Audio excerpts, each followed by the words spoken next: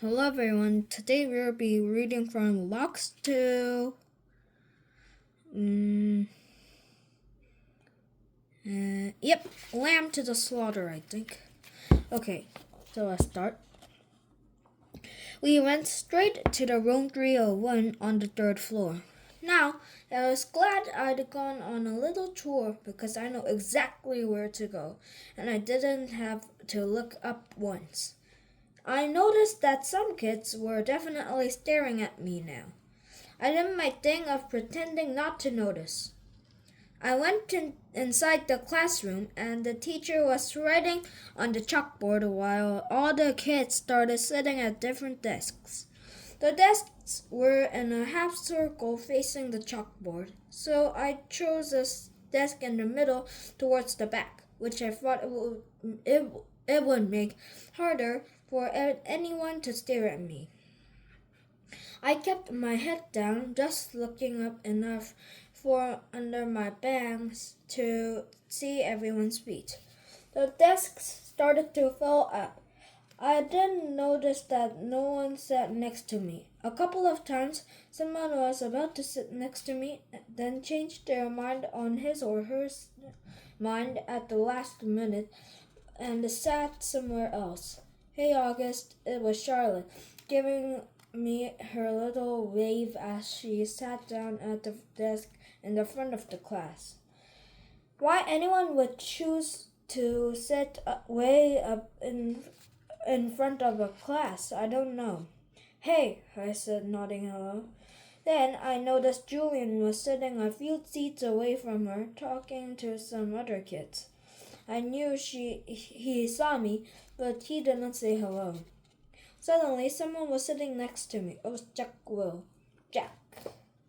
What's up? He said, nodding at me. Hey, Jack, I answered, waving my hand, which I immediately wished I hadn't done because it felt kind of uncool. Okay, kids. Okay, everybody, settle down," said the teacher, now facing us.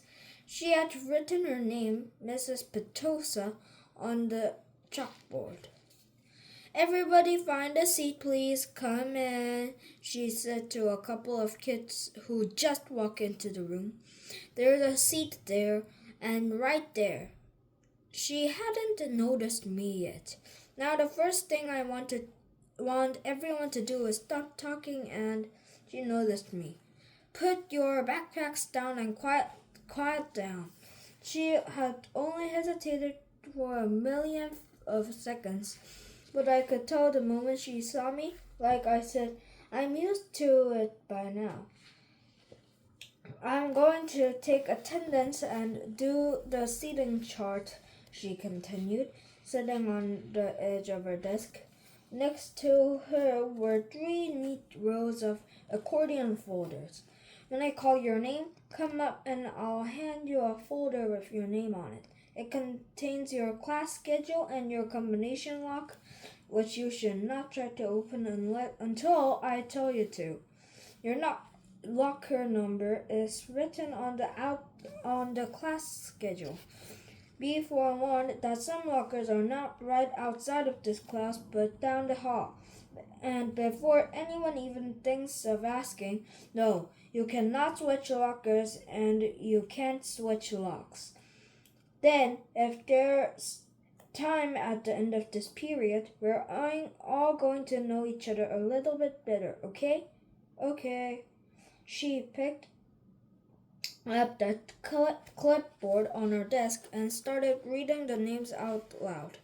Okay, Julian's Albans, she said, looking up. Julian raised his hand and said, here, at the same time. Hi, Julian, she said, making a note on her seating chart. She picked up the very first folder and held it out towards him. Come pick it up, she said. It's kind of no nonsense. He got up and took him from her. Himena-chin, she handed a folder to each kid, and as she read off the names, as she went down the list, I noticed that the seat next to me was the only one still empty, though there were two kids sitting at one desk just a few seats away. When she called the name of them, a big kid named Henry Joplin, who already looked like a teenager, she said, "Henry, there's an empty desk right over there. Why don't you take that seat, okay?" She handed him his folder and pointed to the desk next to mine. Although I didn't look at him directly, I could tell Henry did not want to move next to me, just by the way he dragged his backpack on the floor and he came over like he was moving in slow motion. Then he plopped his backpack up real high on the right desk, on the desk, so it was kind of like a wall between his desk and mine. "Maya Markowitz," Miss Petosa was saying. "Here," said a girl about 4 desks away from me. Miles Norrie. "Here," said a kid who'd been sitting next to Henry Joplin. As he walked back to his seat, I shoot Henry a "Poor you look." "August Pullman," said Miss Petusa.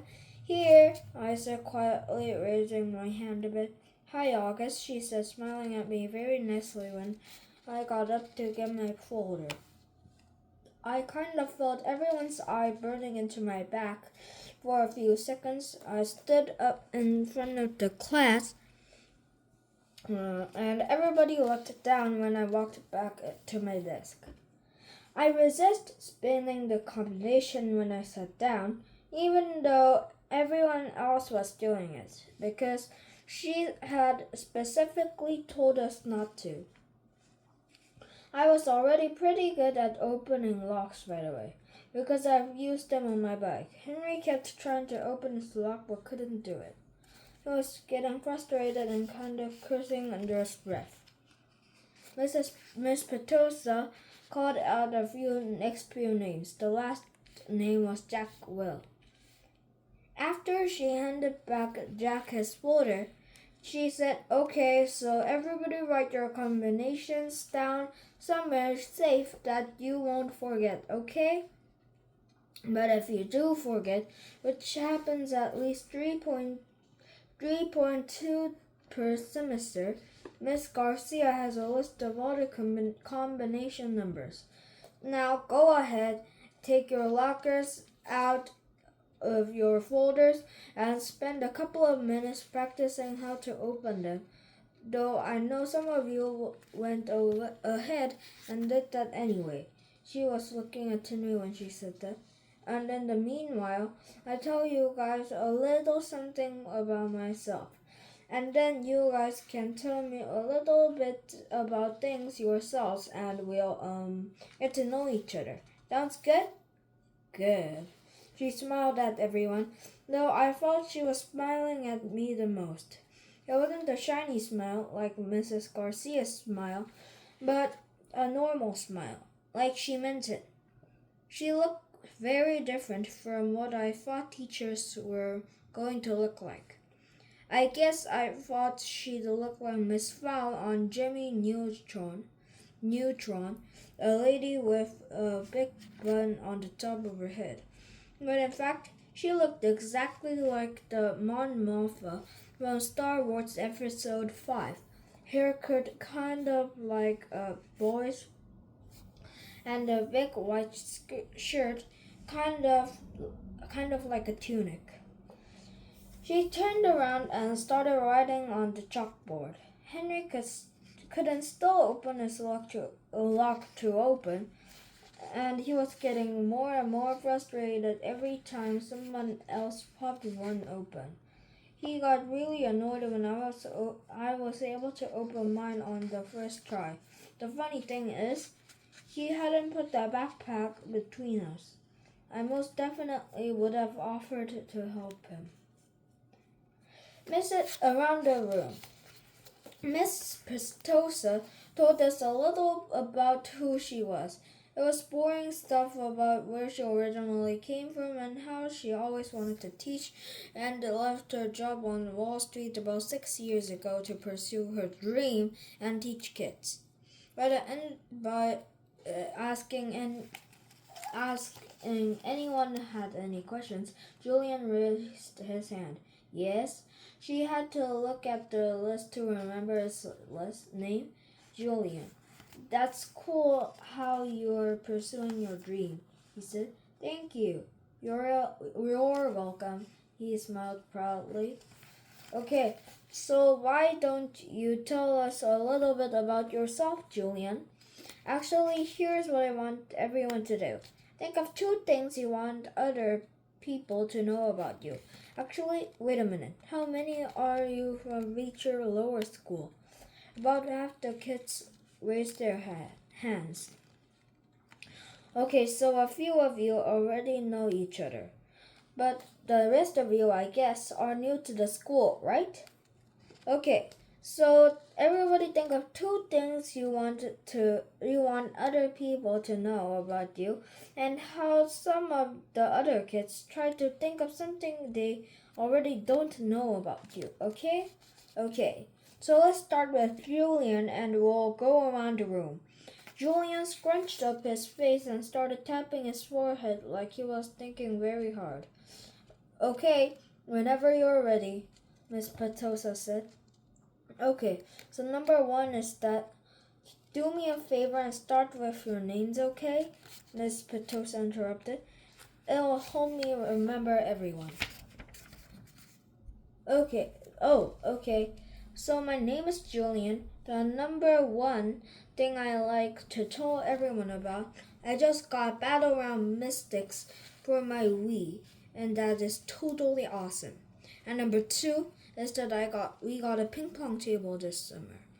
Nice. I love ping pong, said Miss Petosa. Does anyone have any questions for Julian? Is Battleground Mystics multiplayer or one player? Said the kid named Miles.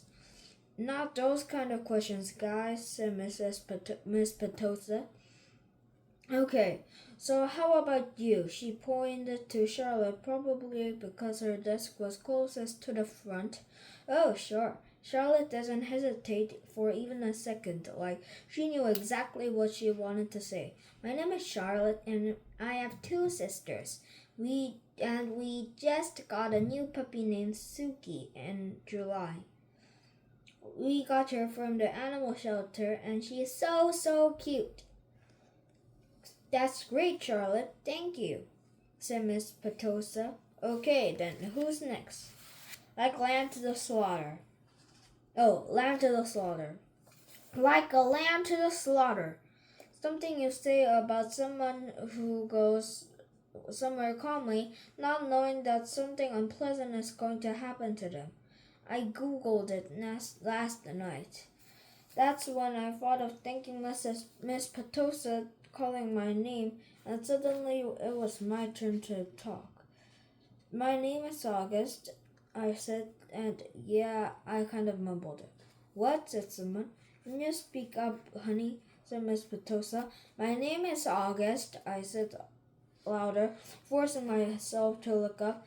I have a sister named Ria and a dog named Daisy, and that's it. Wonderful, said Miss Petosa.